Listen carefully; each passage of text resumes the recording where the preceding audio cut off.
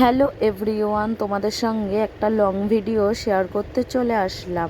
আজকে আমরা সবাই রেডি হয়ে গিয়েছি। আজকে নীল ষষ্ঠী, তাই সবাই তাড়াতাড়ি করে রেডি হয়ে নিয়েছি। তখন কটা বাজে? 4টে বাজে। বেরিয়ে পড়েছি সবাই মিলে। কোথায় যাচ্ছি বলো তো? পানিহাটি বারো মন্দির ঘাট।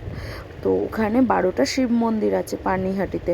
কল্যাণী রোড হয়ে আমাদের বাড়ি থেকে বেশি টাইম লাগে না, কারণ আমাদের বাড়ির সামনেই কল্যাণী রোড। ওই কল্যাণী রোড হয়েই আমরা চলে গেলাম সোদপুর পানিহাটি। আর বেশি টাইমও লাগে না, মানে দেখো সোদপুরেও আমরা ঢুকে গেছি। তো অনেকে মিলে গেছি, মানে আমাদের পুরো ফ্যামিলি, আমার বাপের বাড়ির পুরো ফ্যামিলি মিলে গেছি। আমি তো বাড়িই চলে যাব ভেবেছিলাম, যে ঠাম্মার কাজ হয়ে গেলেই আমি বাড়ি চলে যাব সেদিনকে বিকালবেলায়। মা বলছে থাক, বাড়ি যাস না, দেখো কি ভিড় হয়েছে, বাড়ি যাস না, আমরা বারো মন্দির ঘাটে যাব। তো আগে ভেবেছিল দক্ষিণেশ্বর যাবে, তো দক্ষিণেশ্বরের শিব মন্দিরগুলোতে জল ঢালতে দেয় না। ওই কারণে বললো যে আমরা বারো মন্দির ঘাটে যাব, তো ওখানেই চল। ওখানে খুব সুন্দর, বেশ সবাই জল টল ঢালে আর স্নানও করব। মানে ঠাকুমার কাজ 1 বছর হয়েছে, তো স্নান করবে গঙ্গায়। ওই কারণে আমি স্নান করিনি। আমার তো মেয়ের কি বায়না যে মাম্মা আমি কিন্তু স্নান করব, গিয়ে আমি কিন্তু স্নান করব। বললাম ঠিক আছে, তুই স্নান করবি, তোর তো একবার সকালে স্নান হয়ে গেছে। মা বললো থাক, গঙ্গায় স্নান করতে চাইছে করুক। তাই ওর জন্য একটা প্যান্ট নিয়ে নিয়েছিলাম। তো ওকে আমার বাবা ধরে স্নান করিয়ে তুলে নিয়েছে ওপরে। তারপরে আমি ওকে নিয়ে জামা কাপড় পরিয়ে দিয়েছি। ওখানে সেই সবাই ভেজা গায়ে লাইন দিয়ে জল ঢালছে ঠাকুরের মাথায়।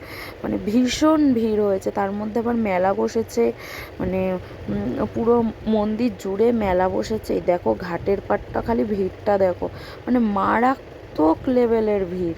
এত ভিড় মনে হয় দক্ষিণেশ্বরেও হয় না, এত ভিড়।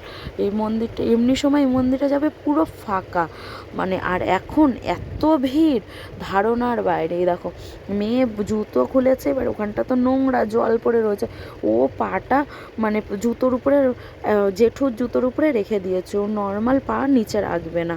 তো ওকে নিয়ে বাবা গেল গিয়ে স্নান করাতে, আর আমি আবার দাঁড়িয়ে দাঁড়িয়ে একটু ভিডিও বানাচ্ছি, কারণ সবাই তো একসঙ্গে স্নান করতে পারবে না। তারপরে মা, বম্মা, মেজো মা সবাই মিলে নেমেছে ওরা স্নান করতে। ওরা স্নান করে আসলো।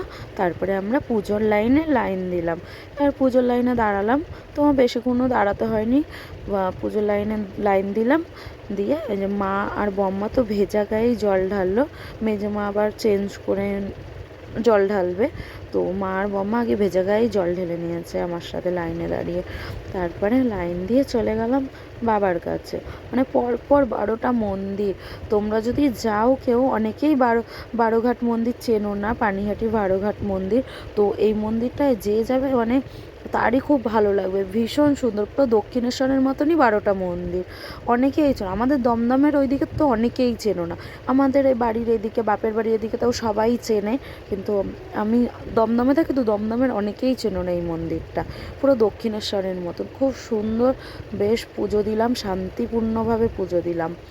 এই দেখো প্রথমে জল ঢেলে নিয়েছি, তারপরে সব ঠাকুরের মাথায় দিয়ে নিলাম। মারটা আর আমারটা একসাথেই নিয়ে গেছি ঝুড়ির মধ্যে করে। তো দুজনেরটা এক জায়গায় নেওয়া হয়েছে, কারণ এক জায়গায় রয়েছি, ওর একসঙ্গে ওর বম্মা, ওই যে মা জল ঢালছে, বম্মা জল ঢালছে। তারপরে জল ঢেলে আবার আরেকটা মন্দিরে ঢুকলাম, মানে 12টা মন্দির। তো আমি 6টা মন্দিরে জল ঢেলেছি। আবার আরেকটা মন্দিরে ঢুকলাম, আরেকটা মন্দিরে, মানে 3টে মন্দির কভার করার পরেই মেয়ে চলে এসছে। মেয়েকে কেন আমি আনিনি, মেয়ে বাবার কাছে বসা ছিল। মেয়ে একটা কাকিমা গেছে আমাদের বাড়ির পাশে, তো ওনার সঙ্গে চলে এসছে দৌড়ে, যে আমি জল ঢালবো, তুমি আমাকে কেন নিয়ে আসোনি? আমি তো বলেছিলাম আমি শিবের মাথায় জল ঢালবো, তুমি আমাকে না নিয়ে এসেই তুমি একা জল ঢাললে। আমার মেয়ে ভীষণ শিবভক্ত, ভীষণ। তো ও আবার আসলো, এসে আমার সঙ্গে আরও 3টে মন্দিরে জল ঢাললো। ঢেলে তারপরে সব মন্দিরে জল ঢালছে আর বলছে যে ঠাকুর আমাকে ভালো রেখো। আর আমার মেয়ে একটু ছোটো মেয়েটার কথা বলছে, ওর শরীরটা একটু খারাপ, তো ওর কথা বলছে যে গুঞ্জা মিমকে ভালো রেখো, ঠাকুর আমাকে ভালো রেখো। মানে প্রত্যেকটা মন্দিরে ওই কথাটা বলেছে। ও তার মধ্যে আবার মেয়েটা পড়ে গেছে, কালকে পড়ে গিয়ে সে মুখটা, মানে চোখের কোণাটা দেখো ওরকম কালো হয়ে রয়েছে, অনেকটা কেটে গেছে, থেতলে গেছে পুরো চোখের কোনাটা থেতলে গেছে পুরো। এ দেখো শিব ঠাকুরকে কীভাবে জড়িয়ে ধরেছে। আমার মেয়ে ভীষণ শিব ভক্ত, ভীষণ, মানে ওকে চড়ে আমি তো ওকে নিয়ে আসিনি প্রথমে, ওকে বসিয়ে রেখে এসেছিলাম এক জায়গায়, ও দৌড়ে এসে শিব ঠাকুরকে জল ঢালবে বলে, মানে ও এতটাই শিব ভক্ত। ও আর মন্দিরটায় গিয়ে না ভীষণ শান্তি পেয়েছি, মানে এত। তারপরে ঠাকুরকে একটুখানি ধূপকাঠি মোমবাতি দেখিয়ে নিলাম, দেখিয়ে নিয়ে ওখান থেকে বেরিয়ে আমরা সবাই মিলে একটু ফটো তুললাম, ভিডিও করলাম। আমার পিসির মেয়ে গেছিলো, ওকে বললাম যে আমাকে একটু ভিডিও করে দে না, এই যেরকম ঘোরাচ্ছে আমার জেঠুর মেয়ে ভিডিও করে দিয়েছে এটা। আর আমার পিসির মেয়েকে বললাম যে আমি চুল ছেড়েই গিয়েছিলাম, তারপরে আমি আবার গার্ডার নিয়ে যাইনি, কি মানে বিপদে পড়েছি। তারপরে তো মা বলছে যে চুল ছাড়া অবস্থায় তুই জল ঢালবি না, যে কোনো একটা গার্ডার খুঁজে মাথায় বেঁধে তারপরে জল ঢালবি।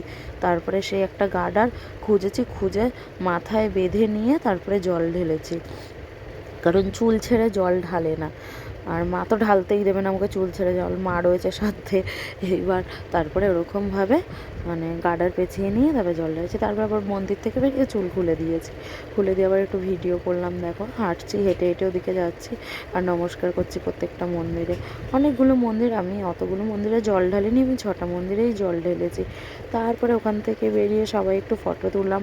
আবার খিচুড়ি প্রসাদ দিচ্ছে। আমরা আবার নীল পুজোর দিন মানে জালের কোনো জিনিস খাই না, আমরা হচ্ছে গিয়ে ওই পুরো একদম ওই ফল আর সাবু খেয়েই থাকি। তো খিচুড়ি দিচ্ছে, আমরা কেউ খিচুড়ি খাইনি, মেয়ে খেয়েছে, বাবা জেঠু ওরা সবাই গিয়েছিল, কারণ ওই 1 বছর হয়েছে তো সবাই স্নান করে নিল একেবারে গঙ্গায়, মানে ওরা সবাই খেয়েছে খিচুড়ি, কিন্তু আমি বম্মা মেজমা মা এরা কেউ খাইনি, কারণ জালের জিনিস খায় না, যেদিনকে পুজো হয় সেদিনকে জালের জিনিস খেতে নেই, ফল সাবু খেয়েই থাকতে হয়। তারপরে আমরা চলে আসলাম, আবার ওখানে সবাই আমরা টিপ পড়েছি, সে কি দারুণ করে সেই মানে এই দেখো কপালের মধ্যে টিপ পরিয়ে দিয়েছে সবাইকে, মেয়েও পড়েছে, মেয়ে হচ্ছে সবার ফার্স্টে পড়েছে, ও মানে এইসব কাজে সবার ফার্স্টে থাকে। তারপর সবাই টিপ করে নিয়েছি। আর পাশের বাড়ির দুটো কাকিও গেছিলো আমাদের সঙ্গে, আর আমরা ফ্যামিলির সবাই, শুধু আমার বড় পিসি আর আমার মেজো জেঠু বাদে আমরা সবাই গিয়েছিলাম। তারপরে তো বেরানোর সময় আমার মেয়ের উৎপাত শুরু, খেলনা কিনবে, টানতে নিয়ে এসেছি। ও মা আগে চলে গেছে বলে সেই মার কাছে গিয়ে আবার মাকে টানতে খেলনার ওখানে নিয়ে গেছে, খেলনা ওকে দিতেই হবে। আমাকে বলছে তুমি বলেছো যে তুই আগে ফটো তোল, তাহলে তোকে খেলনা কিনে দেবো। আমি তাহলে আমাকে কেন কিনে দিচ্ছ না? আবার মাকে টানতে নিয়ে আসছে খেলনার দোকানে। তারপরে তো মা আসার পরে ওকে খেলনা কিনে দিল, কিনে দেওয়ার পরে তারপরে ও ঠান্ডা হলো, নাহলে ও ঠান্ডা হচ্ছিলই না। আর মা বলছে তোর মেয়ে এইটুকু বায়না করে, তুই কিনে দিস না, তুই এমন, আর আমি দিলেও চিৎকার করিস।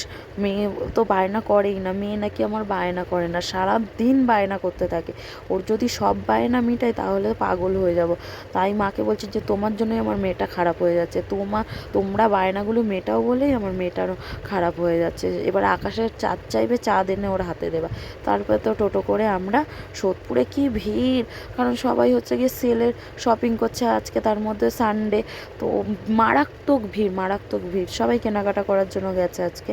তো আমরা সোদপুর হয়ে কল্যাণী রোডটা এত সুন্দর করে দিচ্ছে এখন, ব্রিজ ট্রিজ করে, মানে খুব সুন্দর করে দিচ্ছে কল্যাণী রোড। এবার কল্যাণী রোডের এখনও কাজ চলছে, তো আমাদের বাড়ির দিকটা এখনও কাজ চলছে, আর এই দিকটা কমপ্লিট হয়ে গেছে। তারপরে আমরা চলে আসলাম বাড়ি আসার পর এসেই একটুখানি চরণামৃত খেয়ে দিয়ে নিলাম। তারপরে ফল টল কাটা হলো, ফল খেলাম, সাবু খেলাম, এই দেখো ফল কাটা হয়েছে। আর আমাদের তো মানে অনেক বড় ফ্যামিলি, সবার ঘরেই ফল সাবু হয়েছে, বা সবাই সবার ঘরে দিয়েছে, ওই জন্য অনেক ফল সাবু কাটতে হয়েছে, মানে মাখতেও হয়েছে, আবার ফলও অনেক কাটতে হয়েছে। আবার সবাই সবার ঘরে দেয়, বেশ ভালো লাগে এই জিনিসটা আমাদের বাড়িতে, এই জিনিসটা অন্য কোথাও হয় না। তারপরে আমি খেয়ে নিলাম ডাবের শাঁস, এই জিনিসটা খেতে ভীষণ ভালো লাগে। ভিডিওটা কেমন লাগলো অবশ্যই